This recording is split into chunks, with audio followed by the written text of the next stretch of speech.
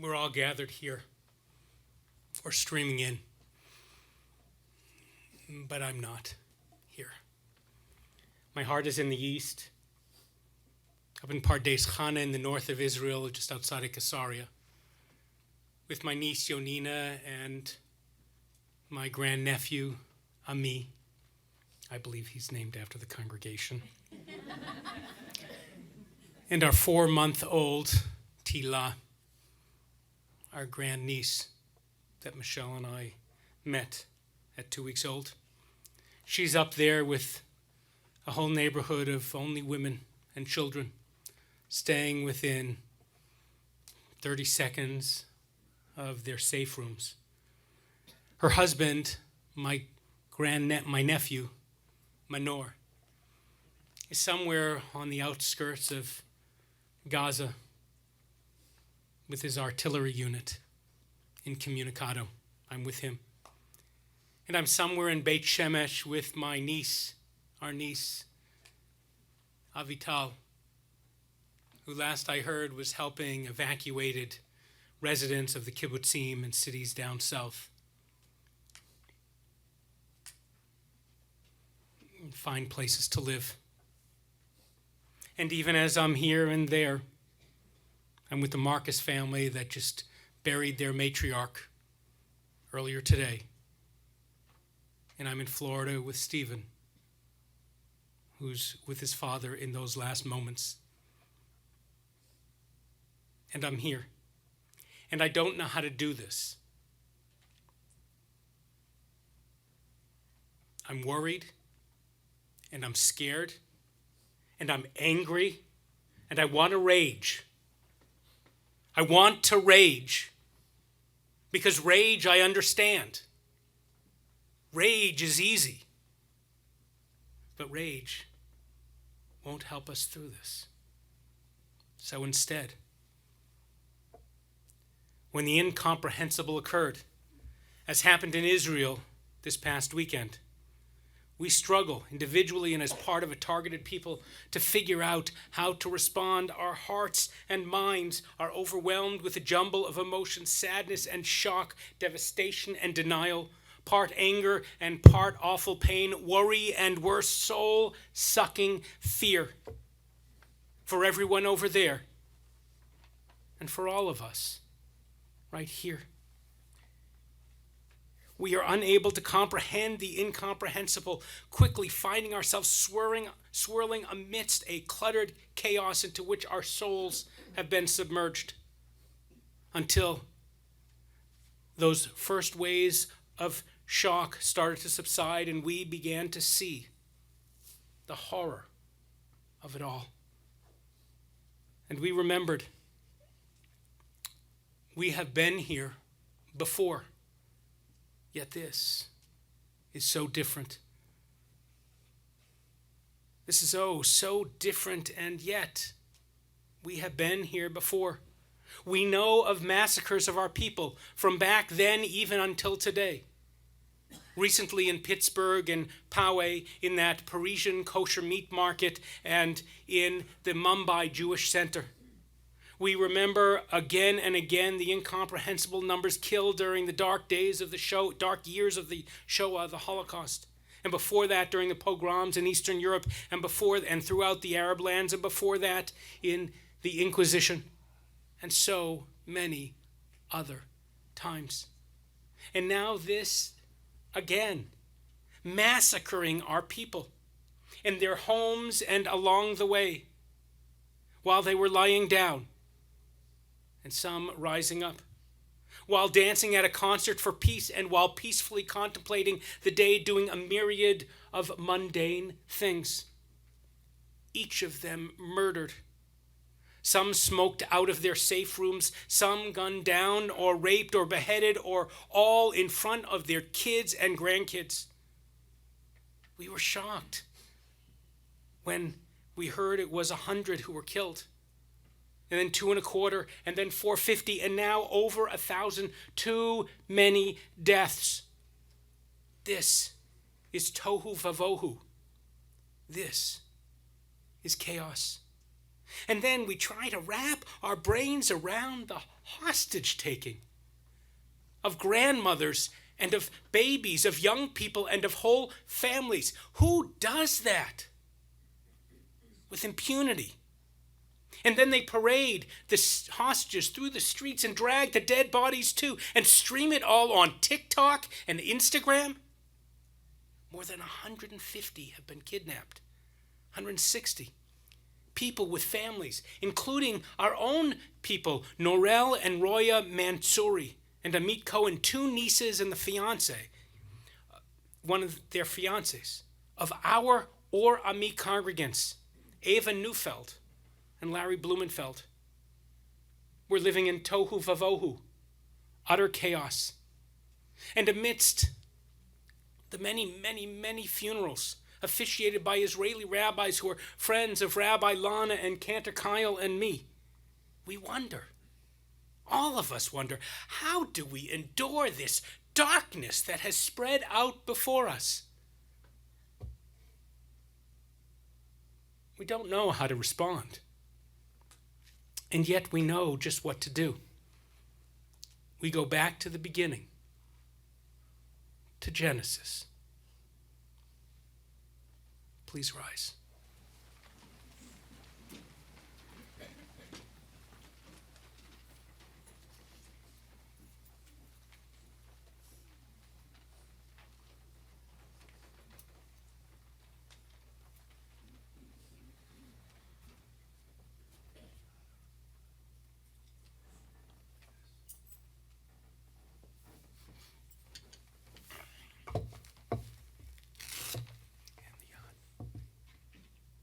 Please be seated.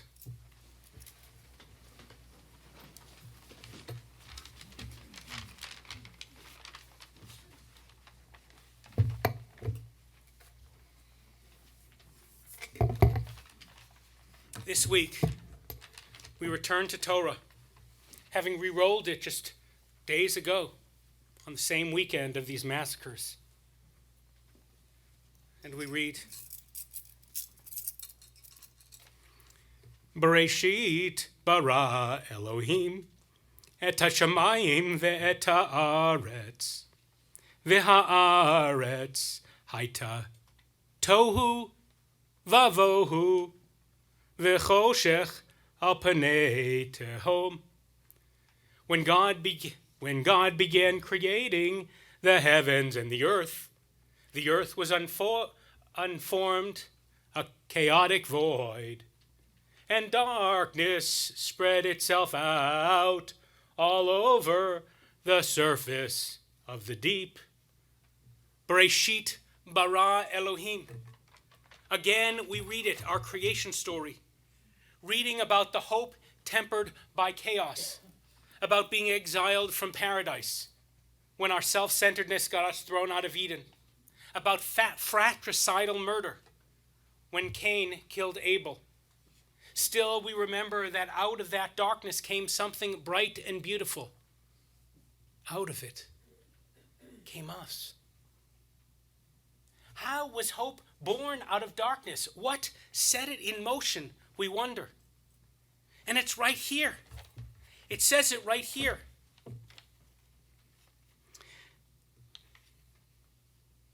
V'ruach Elohim mirachefet al panei hamayim.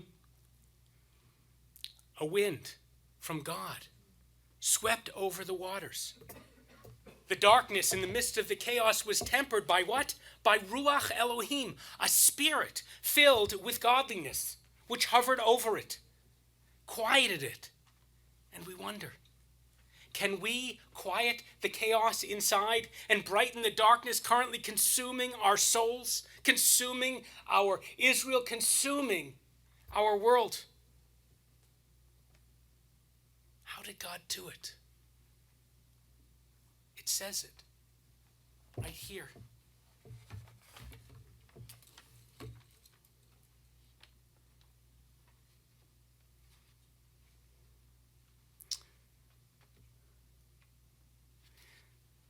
Vayomer Elohim Yehi Or Vayehi Or. And God said what? Let there be light. And there was light. And God called the light into being to defeat the darkness. My friends, these past days have felt like tohu vavohu that we read in here. Complete and utter chaos. And we have felt the cold darkness in the depths of our souls. So what can we do? Thankfully, Torah, Genesis, is instructive here. After the darkness, after emptiness, after a void comes light. When the darkness is deep and threatens to destroy us from within, we embrace, no, we become the light. We rise up through demoralizing, destructive feelings to ensure that darkness does not win, because we choose to emulate the Holy One and shine light, words of chesed, kindness, and tikva, hope, and or, ami, of light, of my people. My friend Rabbi Daniel Groper taught me bringing light isn't easy. Reb Nachman of Bratslav taught me it involves struggle, and it calls forth our higher selves. How can we be the light? This morning, when I was supposed to be getting ready, I got a return phone call from my friend, Rabbi Naama Daphne Kellner, of our sister congregation in Haifa, who we visited this past year. She said, here's what you do, Paul. Pick up the phone. Tell your people to pick up the phone and call or text their Israeli friends. Our reality is unbelievable, but we can't talk about it really with each other because everyone is in the same situation. Talking to a friend who is free to listen gives validation and voice to our pain. And ask them to call their friends who have family in Israel too. Not to give advice on how to get through this, but to bring light by letting them know we see their pain and we see them. It sounds so easy, but it isn't. We must bring light to our confusion.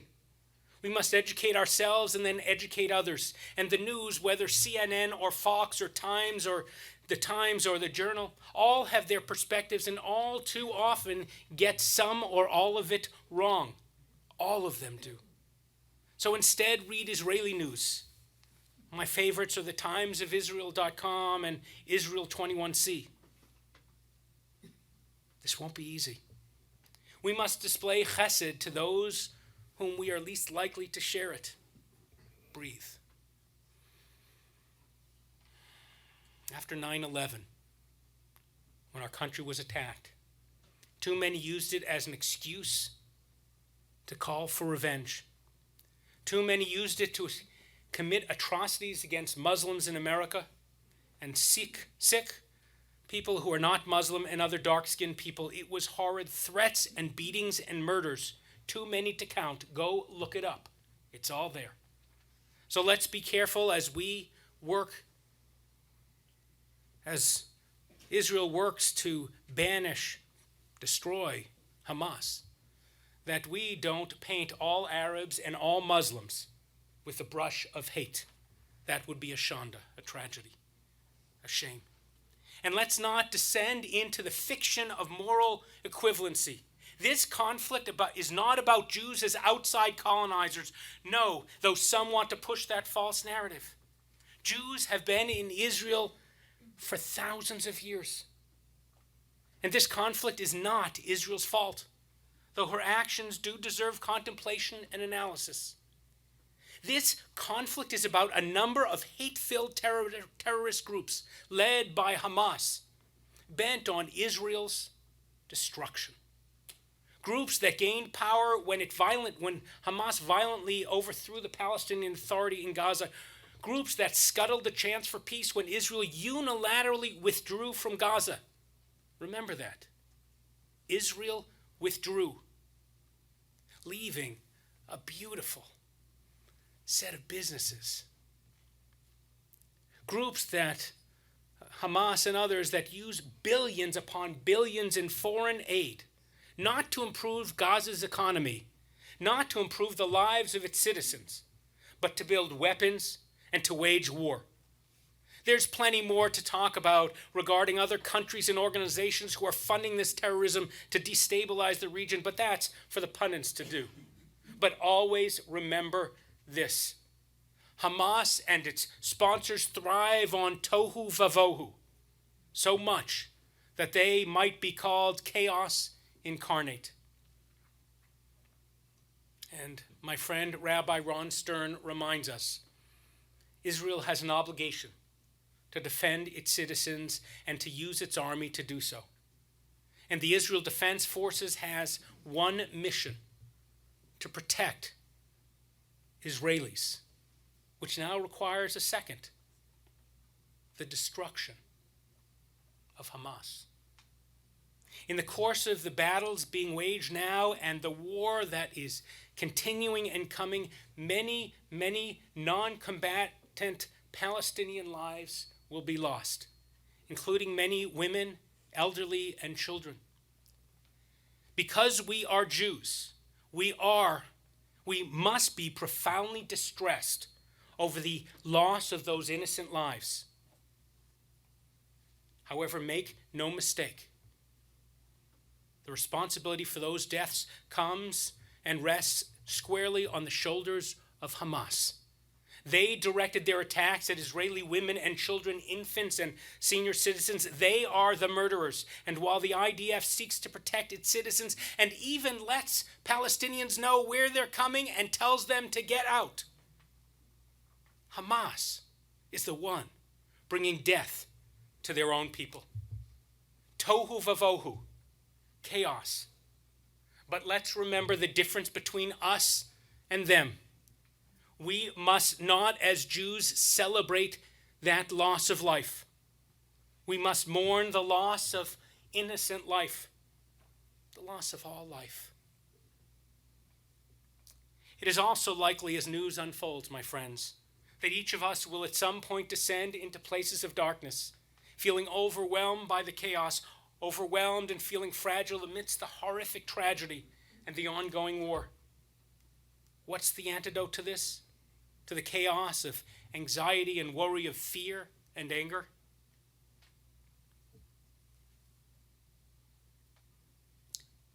Yehi or, let there be light. It's shining light into the darkness. And moving from darkness toward light is never quick and never easy.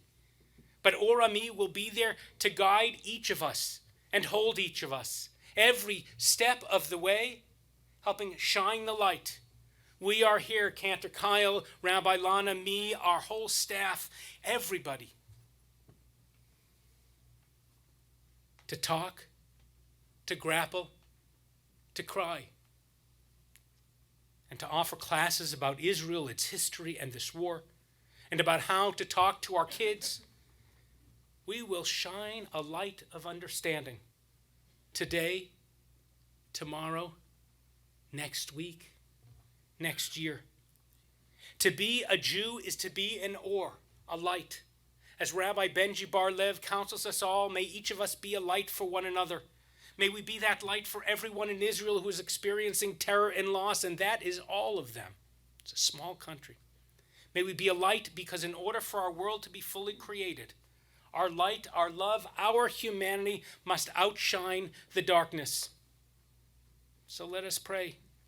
Holy One of blessing, when Israel is suffering way over there, and our people are in turmoil, and we are right here, when the news is heart-wrenching and so little is clear, grant us the fortitude and courage and the care to educate others so they are aware, to declare solidarity with Israel amidst the overflowing of tears, to lobby for governmental aid amidst the burgeoning warfare, and to give our own tzedakah, for we have so much to share, to show up at vigils like this, which brings hope much more near, and to invite many others too, for their presence is dear.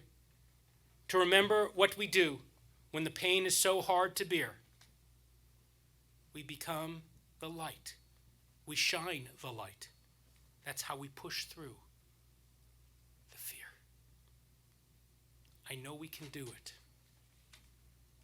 We Jews always find a way to do it.